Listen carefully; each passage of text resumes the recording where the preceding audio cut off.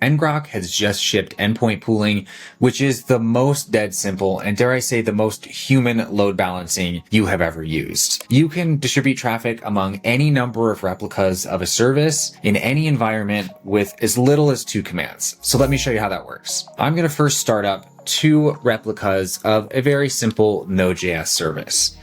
And I'm going to create 2 ngrok endpoints, both on the same public URL and both with pooling enabled. When I go to curl that endpoint a couple of times, you can see that we're already load balancing. We're getting responses from both services, and in many cases, this is about as much load balancing complexity as you need. But of course, that's not all.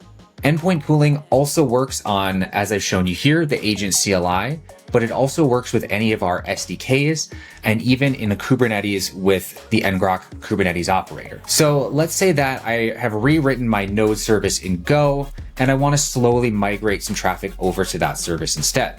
I can now launch a new version of that service written in Go with the ngrok Go SDK embedded in that and create an endpoint into the same pool.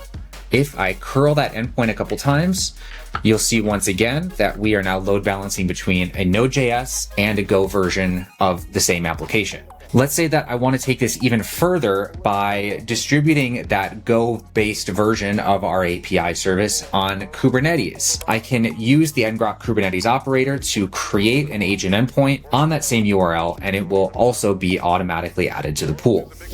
So let's go ahead and apply an ingress object into our cluster. And now let's say I actually don't want to deploy on just one Kubernetes cluster, but multiple Kubernetes clusters in different regions and clouds. I can apply the same ingress configuration to an additional cluster and add that endpoint to the pool as well. If I go back and hit this endpoint a couple more times with curl, you will start to see that we are distributing traffic among 5 replicas and 3 different ways of using ngrok and deploying your applications. Now I could start to take down some of my deprecated node services by closing the apps themselves. And if we go back and hit this endpoint a couple more times, you'll see that those endpoints in our pool were removed gracefully, and we are now replicating between the Go SDK and the Kubernetes clusters. So you can take this idea of very simple load balancing with endpoint pools and apply it to multiple environments, multiple regions, multiple clusters, multiple clouds. It really never gets any more complex than this. You just add more endpoints to the same URL, and